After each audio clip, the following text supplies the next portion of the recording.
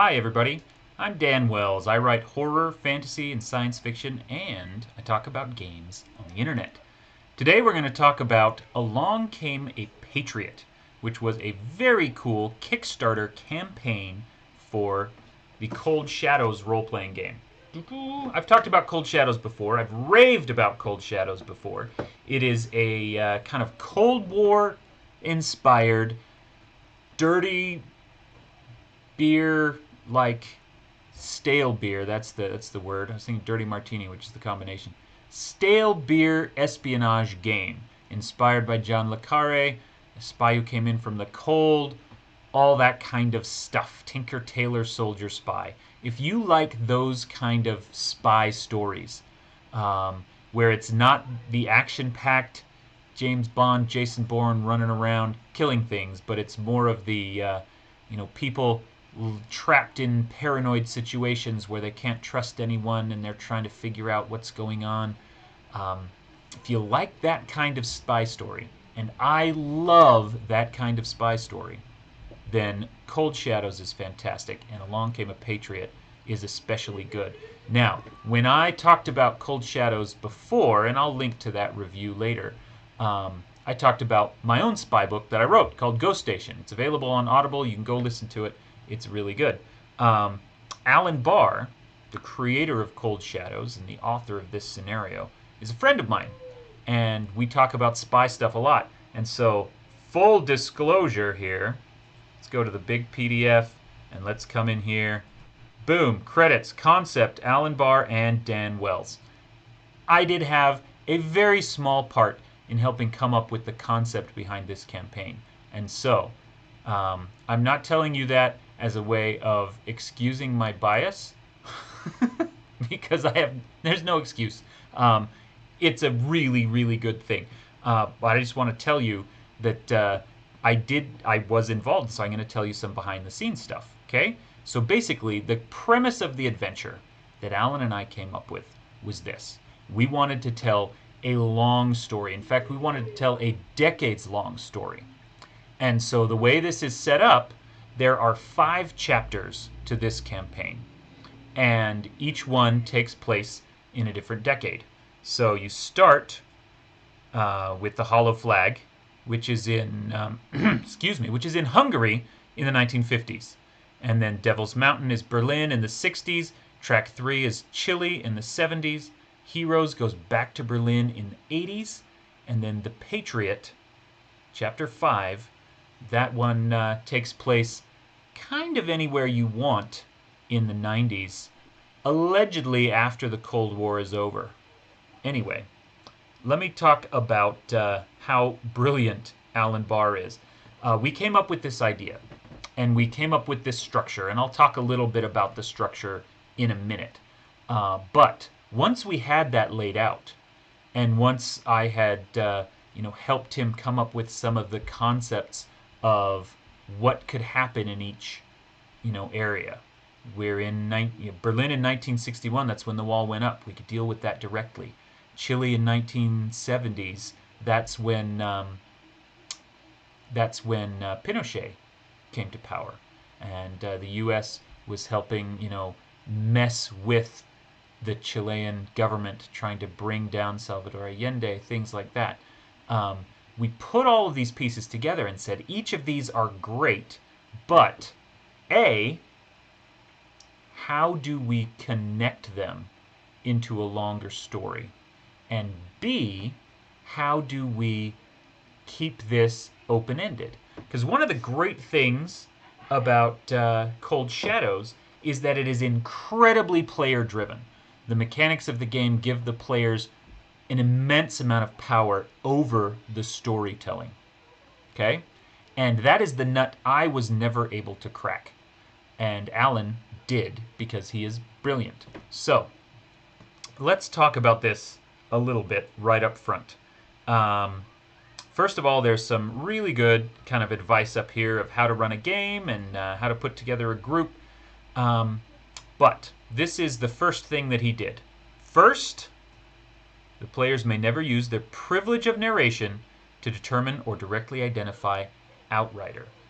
And so that right there is kind of the solution to both of those problems. Number one, this long 5-decade story is about trying to catch a mole named Outrider.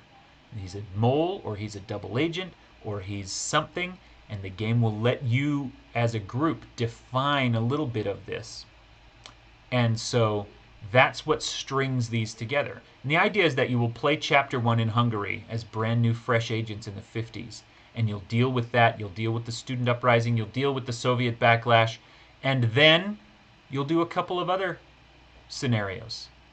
And then after you've, say 2 extra scenarios, then you'll come back in the 60s and you'll do Chapter 2. And you'll deal with, the rise of the wall and the sudden revelation that this wall went up and the CIA knew nothing about it in advance. How is this possible? Do we have a leak? Do we have an informant? Really nice blend of actual history with, the game and the made-up secret history of the characters influencing these events. And so each chapter is going to advance that story of Outrider with the single rule that you're not allowed to just figure out who Outrider is, okay? Because figuring out who Outrider is and catching Outrider is the whole point of the campaign. So, as you go through, the scenarios are going to be offering a lot of help. So let's give a couple of examples here, okay? So here we go. The Hollow Flag starts in Budapest, 1956, and it gives you basically a very brief outline. You've discovered that there is some kind of leak or operative named Outrider. You want to catch him.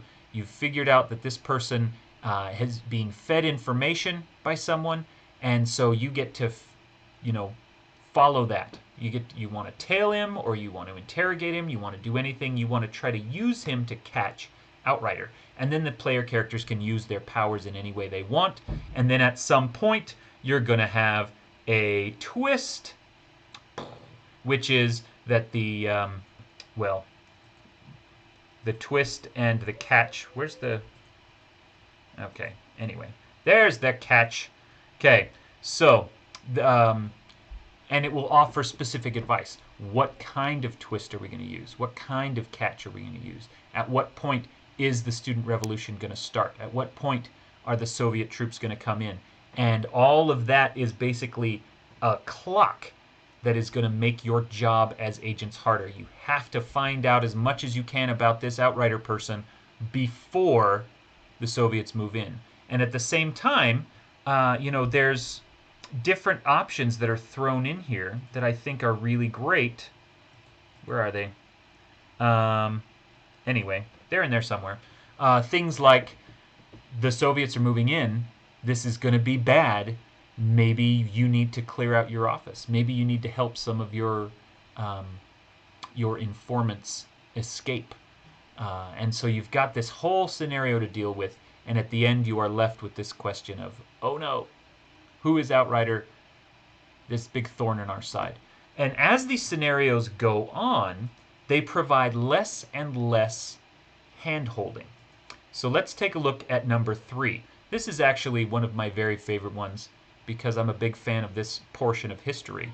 It gives a lot of the background on track 1 and 2. Track 3 is ahistorical in the sense that it is not confirmed to have been a real thing. We know track 1 and track 2 were real tactics that the U.S. government under Richard Nixon used to try to influence the politics of Chile. There has always been rumored by conspiracy theorists and historians that there was a track 3 to literally just remove Allende from power. But anyway, that's what this scenario deals with. And so we have this wonderful GM notes section that Alan put together that talks about what is it like in Chile right now. We set you up with this thing. Your mission is to, carry out track 3. You can do that any way you want. The players have incredible power and leverage to try to do this job. And most of what this is here's a bunch of things that can happen. Here's a bunch of things that are going to complicate your job. Here's a bunch of historical details that you can throw into the game to make this more interesting, more dangerous, more suspenseful, whatever it is. And you can carry that out however you want, and of course at some point Outrider is going to show up and screw things up for you. I am not going to talk, I'm not even going to show you Act 5. But Act 5 is the other one that is my favorite, and I think probably my favorite overall because of the way that it pulls all of these threads together, that it does new and interesting things, and that it puts the player characters into a position where they get to do some really, really heavy emotional stuff, role-playing stuff, ties up this Outrider story really well. Basically, this is a phenomenal campaign.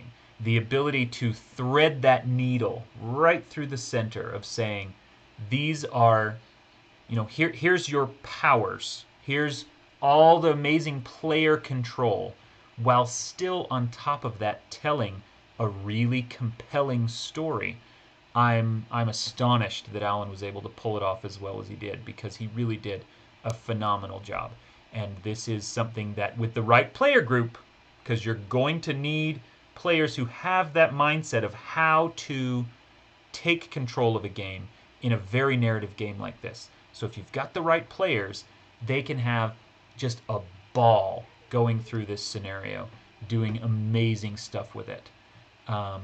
And each chapter provides a different experience. Not only is it a new location and a new time frame, but there's a lot of different things you get to do, different kinds of spy work that you get to do. Chapter 4 here, Heroes, deals with the Heroes concert David Bowie did in divided Berlin, which was a massive, if you're a Cold War baby like me, you know all about this kind of stuff. You know the David Bowie concert was a huge frigging deal. It was considered a massive political move by both sides, US and Soviet. And so carrying out a mission in the middle of that gives it an entirely different flavor than what you did in Berlin 2 chapters ago when the wall went up in the early 60s. So anyway, I can't say enough good stuff about this campaign. Alan did a really great job putting it together. I am humbled to have been a very small part of coming up with some of the core ideas of what could happen in each decade. And I think that you and your players are going to have an absolutely incredible time playing through this spy scenario. The story is great. The game mechanics are great. The arc that you carry out over 5 decades of growth, it really uses the campaign system, the ongoing story system, in a way that I've never seen any other campaign do. So, huge props to Alan Barr and Gallant Knight Games for putting together Along Came a Patriot, this wonderful scenario. So, pick up a copy of Cold Shadows, and then look for Along Came a Patriot. You might have to wait a little bit. This just came out for Kickstarter backers yesterday. I know it will eventually be available for everybody. And when it is, snap it up, because it is phenomenal. Anyway, thank you very much for your time. I'm Dan Wells, and you are awesome. I will see you next time.